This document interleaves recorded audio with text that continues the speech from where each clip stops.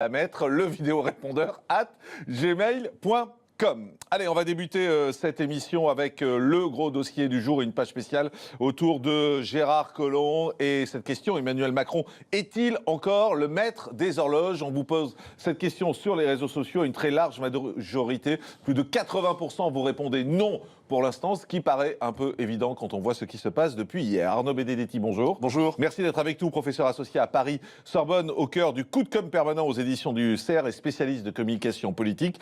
Florian Sélicky, bonjour. Bonjour. Merci également d'être avec nous, fondateur de la Frenchcom. On va commencer par commenter ce qui s'est passé il y a quelques instants et que vous avez sans doute pu suivre en direct. Il s'agit de cette passation de pouvoir avec Gérard Collomb qui a eu lieu ce matin, passation assez inédite entre Gérard Collomb et le Premier ministre. Et vous avez vu, on a titré « L'incroyable passation de pouvoir ».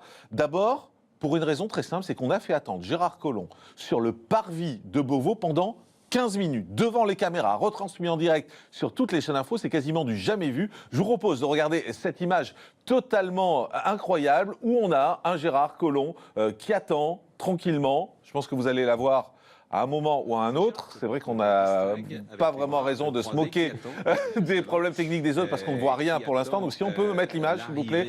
Voilà, merci beaucoup. Gérard Collomb qui est donc en train d'attendre. Et ça a duré pendant 15 minutes à l'antenne, 15 minutes non-stop où il a attendu. Arnaud Benedetti, est-ce que c'est une humiliation qu'ils ont voulu faire vivre à Gérard Collomb? Je suis toujours très prudent parce que je ne veux jamais surinterpréter des images qui viennent d'être diffusées. Mais en effet, si on peut enlever le son qu'on entend en même temps, ce serait très pratique. Mais merci en beaucoup. effet, la perception, en tout cas, qui peut être véhiculée de ce type d'image, c'est qu'on fait lambiner sur le perron de l'hôtel de la place Beauvau le ministre de l'Intérieur, comme pour lui signifier que finalement, on a plus urgent à faire que de venir faire la passation de pouvoir. En plus, il y a quelque chose de totalement insolite dans cette passation de pouvoir sur le plan institutionnel, parce que c'est quand même un Premier ministre qui vient prendre les pouvoirs du ministre de l'Intérieur dans l'attente que l'on nomme un nouveau ministre de l'Intérieur.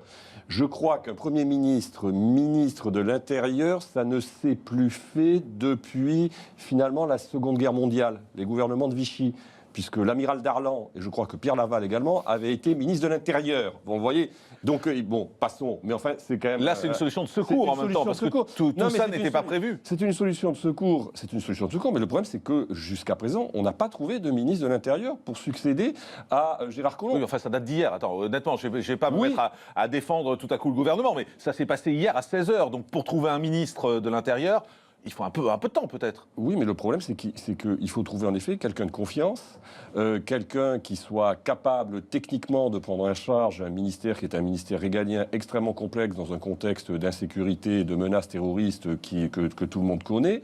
Et manifestement, on a des difficultés à trouver la ressource politique qu'idoine. C'est-à-dire qu'il faut avoir quelqu'un de technique et quelqu'un de politique, quelqu'un qui incarne et quelqu'un qui connaisse les dossiers. Et ça traduit quand même, moi je pense que ça traduit sur le fond quand même quelque chose sur le plan politique, ça traduit la difficulté à trouver un banc de touche, pour filer la métaphore footballistique, qui soit en mesure à un moment donné de remplacer les ministres sortants. Florian Sélicky, on va peut-être recommenter cette image qu'on va revoir, bien évidemment, cette image de Gérard Collomb qui attend. Ça vous inspire quoi quand vous regardez ça?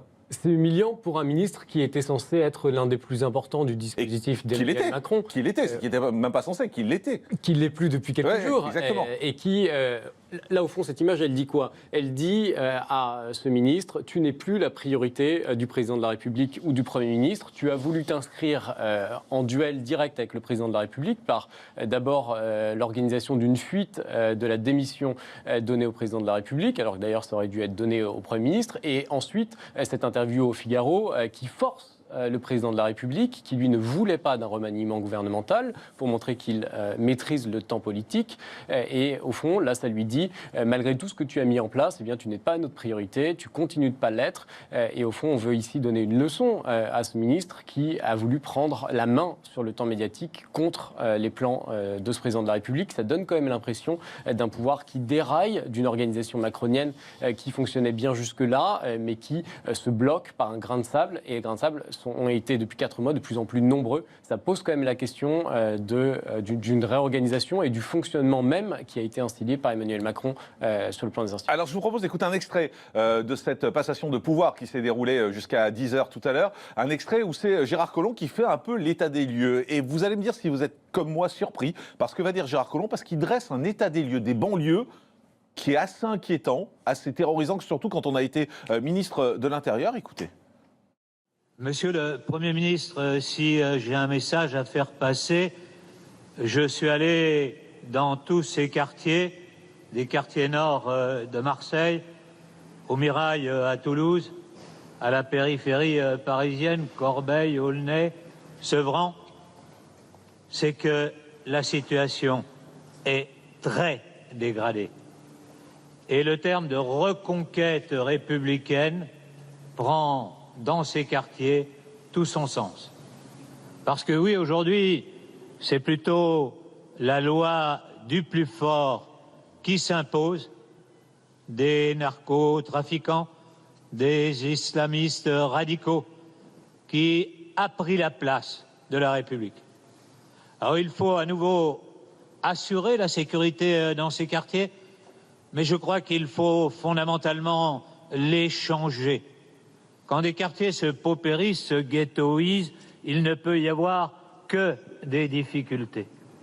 Et donc nous en avons souvent parlé avec monsieur le préfet d'Île-de-France. Je crois vraiment que dans la périphérie parisienne, on ne peut plus continuer à travailler commune par commune, qu'il faut une vision d'ensemble pour recréer de la mixité sociale. Voilà, discours, alors que moi j'ai trouvé surprenant. Arnaud Benedetti, vous allez me dire si c'est votre avis aussi, parce qu'il dresse un constat d'échec, au fond. Oui, il dresse un constat d'échec et ça veut dire que ce politique aguerri reprend sa liberté. Il s'autonomise. Alors c'est vrai que c'est un grand baron, un grand baron, un grand élu local qui retourne dans sa ville de Lyon et qui manifestement veut signifier une forme de vérité politique que le costume de ministre lui empêchait certainement de transmettre. Oui, mais c'est son bilan en même temps qu'il est en train de dresser, parce que c'était lui le ministre jusque-là. C'est son bilan, mais c'est aussi le bilan du gouvernement dans son ensemble. Et c'est un message qu'il adresse au gouvernement, et c'est un message qu'il adresse au Premier ministre qui est à ses côtés, et dont vous voyez que le Premier ministre est complètement figé. Il ne le regarde pas. Il ne le regarde pas.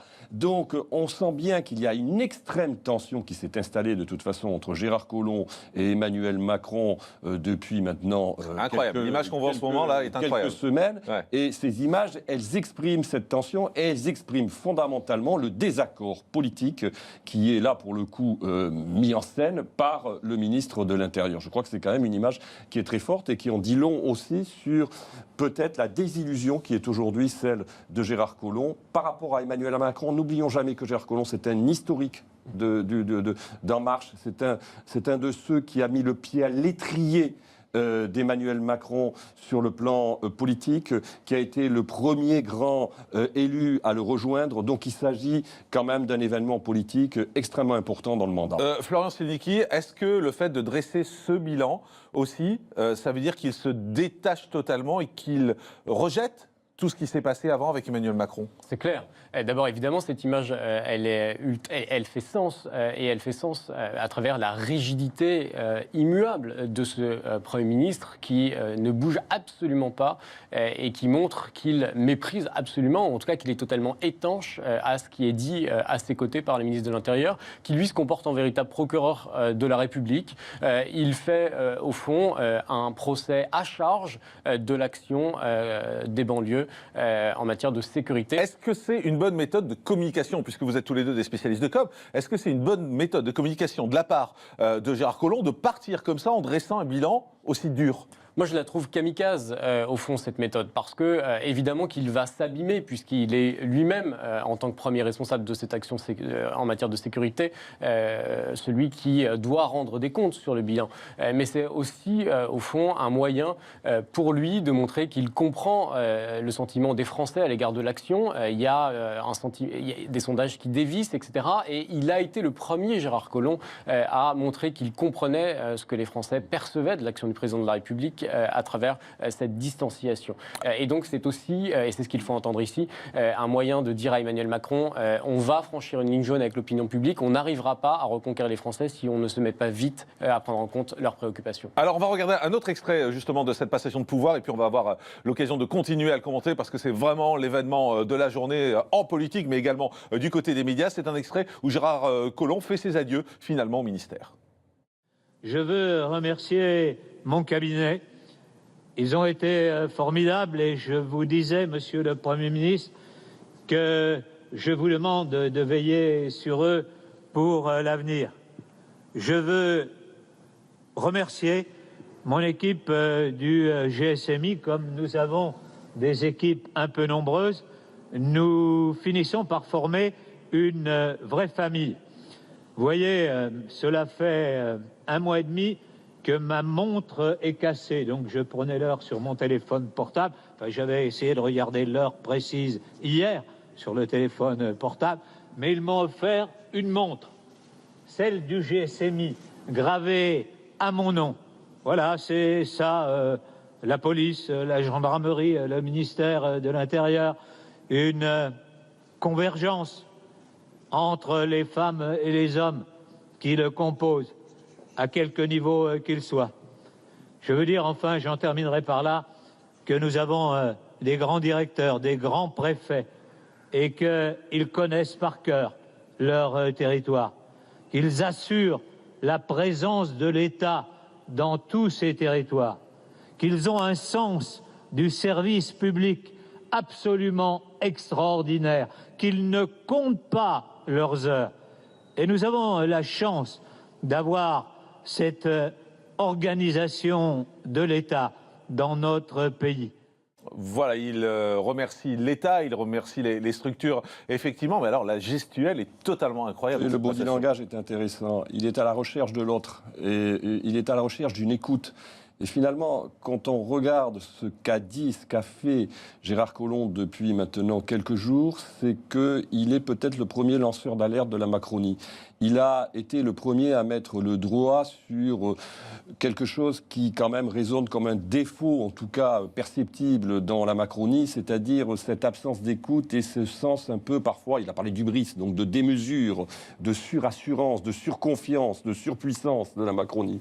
Donc ça c'est un point important. Le deuxième point quand même, et qui est en effet lui beaucoup plus politique, c'est le constat, on en a parlé, mais qu'il dresse, qui est un constat extrêmement dur sur la politique qui a été menée, alors, dont il a été en charge, certes, mais qui quand même aussi relève de la politique gouvernementale. Donc c'est très intéressant cette séquence parce qu'elle montre qu'il y a quelque chose de cassé aujourd'hui dans cette Macronie-là et que finalement c'est ce qu'il restait du vieux monde dans la Macronie et qu'incarne parfaitement Gérard Collomb par tout son parcours, par toute sa trajectoire, qui s'en va et qui quand même dresse un constat qui est un constat très sévère et qui envoie un message qui est un message d'alerte qui est bien plus qu'orange, qui est quasiment rouge. Alors, je voudrais qu'on revienne maintenant, qu'on avance un petit peu dans ce débat et qu'on revienne sur ce qui s'est passé hier et sur les interviews de Gérard Collomb pour tenter de quitter ce gouvernement. Un peu comme s'il était retenu, à chaque fois il est obligé de faire un coup d'éclat. Ça s'est passé en particulier hier à 16h avec cette deuxième interview qui est publiée dans le Figaro. Elle a été mise en ligne sur le site internet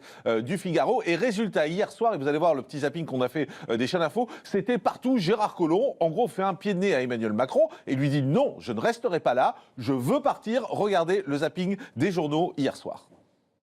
Merci, Monsieur le Ministre. La nouvelle est tombée en pleine séance de questions au gouvernement. Dans une interview au Figaro, le ministre de l'Intérieur Gérard Collomb annonce qu'il maintient sa proposition de démission. Immédiatement, l'opposition s'en saisit. Je voudrais, Monsieur le Premier ministre, que vous nous informiez des informations qui sont en votre possession concernant Gérard Collomb et son avenir au sein de ce gouvernement. Dans l'hémicycle, le Premier ministre est comme pris de court. Il ne m'appartient pas de commenter telle ou telle dépêche, mais dans mes fonctions de Premier ministre, S'il vous plaît. j'exercerai la totalité des attributions constitutionnelles qui me sont dévolues. Je dirige l'action du gouvernement et j'aurai l'occasion de proposer au président de la République les décisions qui s'imposent. Je pense qu'il y a des centaines de milliers là, de policiers, de gendarmes, de pompiers qui n'ont plus de chef, quoi. Mais Jupiter est tombé de l'Olympe. Même celui qui a le plus cru en Emmanuel Macron qui aujourd'hui n'y croit plus et souhaite partir le plus vite possible. On voit bien cette cacophonie à tous les étages. Il avait qu'à faire comme Nicolas Hulot, aller sur France Inter et déclarer sa démission, et basta. Oui, Gérard Collomb dit officiellement qu'il veut partir à la reconquête de Lyon, mais on peut voir dans sa volonté de partir à tout prix une déception vis-à-vis d'Emmanuel Macron, qu'il a pourtant rallié dès la première heure. Mais récemment, il lui a reproché un manque d'humilité. On a donc assisté aujourd'hui à une partie de bras de fer absolument inédite entre un ministre et un président de la République qui dit ce soir trouver regrettable que Gérard Collomb se soit mis dans la situation le conduisant à devoir démissionner. Florian Sénéqui, il est où le maître des horloges là ? Il a disparu. Et il a disparu depuis quelques mois. Emmanuel Macron, qui a été si brillant dans sa maîtrise du tempo médiatique, il ne fait que subir les annonces depuis 4 mois. Mais c'est étonnant parce qu'on a quand même l'image d'un Emmanuel Macron qui est fort, qui décide, qui a du pouvoir. Et là, comment est-il possible qu'il soit débordé à ce point-là ? Il est débordé, Emmanuel Macron, parce qu'au fond, sa posture jupitérienne, eh bien, elle lui fait aujourd'hui défaut. Il a changé de ligne stratégique. Il n'a cessé de communiquer et ça lui a réussi sur cette fonction présidentielle resacralisée contre les autres, contre les erreurs de Nicolas Sarkozy et de François Hollande. Et puis, il s'est soudainement mis à décider il a soudainement décidé de mettre d'abord en avant l'homme qu'il était. Et ça, c'est rejeté par les Français. C'est-à-dire qu'on n'a pas envie de savoir si le président de la République, il est franc, s'il utilise des formules choc pour s'adresser à ses interlocuteurs au quotidien. Ce qu'on a envie de savoir, c'est ce qu'il fait de cette fonction présidentielle. Et ça fait défaut et ça a marqué une vraie rupture avec l'opinion publique. Ah, Arnaud Benedetti, juste un mot parce que vous êtes spécialiste de communication politique et c'est justement à vous que j'ai envie de poser cette question. C'est est-ce que finalement Emmanuel Macron n'est pas trop bon en communication politique ? Est-ce qu'il n'est pas en train de pécher, justement, parce qu'il a été sa force au début du mandat ? Il confond deux choses. Il confond la com et la communication. C'est-à-dire qu'en effet, il maîtrise les techniques de communication, il maîtrise les savoir-faire de communication. Il est jeune, il a été socialisé là-dedans, donc il n'a aucune difficulté à s'approprier ces techniques et à les mettre en place. Et on voit bien que tout était particulièrement léché, particulièrement réglé, organisé. Il avait une communication très ordonnée. Le problème, c'est que la com, ce n'est pas de la communication. La communication, c'est à un moment donné savoir écouter les autres, comprendre ce que l'on est, comprendre le message que vous envoie l'autre. C'est la confrontation à l'altérité. Et l'autre, forcément, à un moment donné, il ne vous comprend pas forcément, il ne vous entend pas, il peut refuser le message que vous lui envoyez. Et c'est bien le défaut aujourd'hui dont Emmanuel Macron souffre, c'est que c'est un président qui aimait beaucoup, mais qui écoute peu. Et ça, c'est une vraie difficulté. Le président, il doit être aussi capable d'écouter pour pouvoir rassembler. Et là où je rejoins ce que dit Florent, c'est qu'en effet, c'est un président qui, à un moment donné, a voulu regagner de la proximité en tenant un langage de sincérité et un langage un peu cash. Et il se dit naturel. Le problème, c'est qu'on n'attend pas d'un président qu'il soit lui-même. On attend d'un président qu'il soit et qu'il fasse président. Ce qu'il avait réussi d'ailleurs au début, puisqu'il avait plutôt assez bien incarné la fonction. Oui, mais on disait à ce moment-là, ce qui est assez compliqué quand même, franchement, chez les Français, c'est que quand il incarne le président, on dit il est hautain, il est distant, il n'est pas au contact. Quand il va au contact, on dit il est plus président. C'est quand même compliqué de trouver le bon équilibre. C'est toute la difficulté de l'exercice, c'est de trouver un équilibre qui permette à la fois d'incarner une forme de proximité, mais aussi la distance que l'on attend de la fonction. Le problème, c'est que le corps du monarque n'appartient pas au monarque. Le corps du roi n'appartient pas au roi.